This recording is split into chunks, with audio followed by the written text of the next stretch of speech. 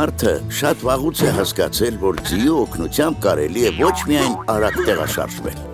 այլև հաջողությամբ կռվել մարտի դաշտում։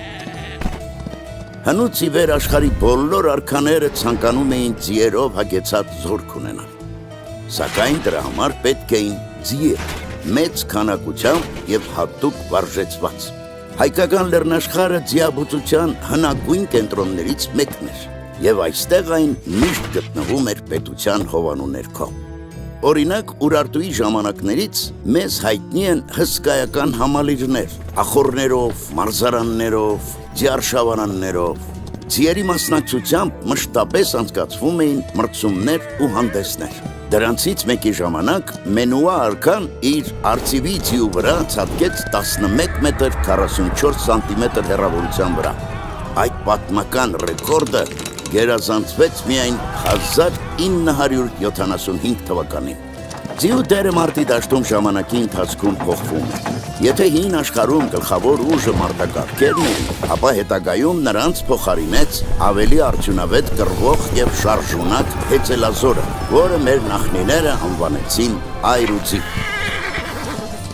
Իսկ ինչ էր պետք մարտունակ այրուձի ունենալու համար։ Տասնյակ հազարավոր ձիերից բացի անհրաժեշտ էին տասնյակ հազարավոր հմուտ ձիավորներ։ Ասպանդակը սկսեցին օգտագործել միայն միջնադարում, իսկ մինչ այդ ձին հեծած կռվելը իսկական արվեստ էր, որին պետք էր սովորել մանկուց։ Ձիավարությունը հայ ազնվականների դաստիարակության եւ կրթության պարտադիր մասն էր։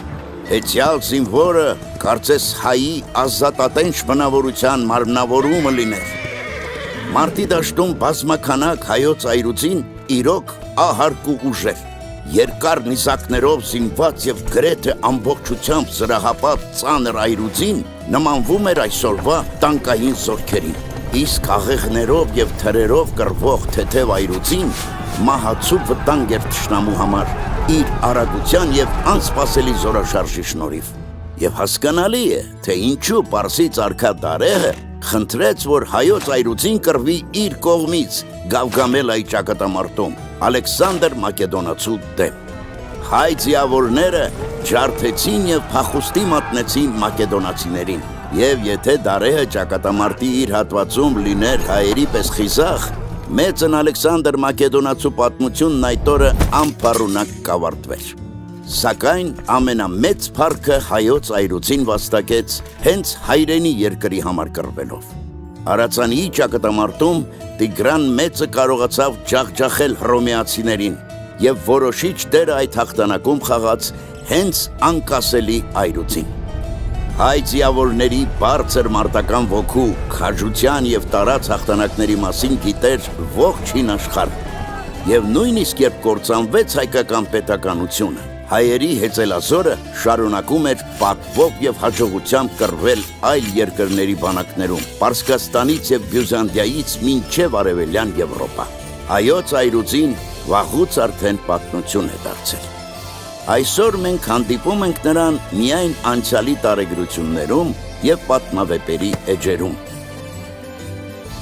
Բայց նրա հնում վաստակած փառքը այսօր էլ հպարտությամբ է լցնում մեր սրտերը, քանի որ բոլոր ժամանակներում եւ ամենուր հայոց այրուձին անպարտելի էր, ինչպես անպարտելի է իսկական հայի ոգին։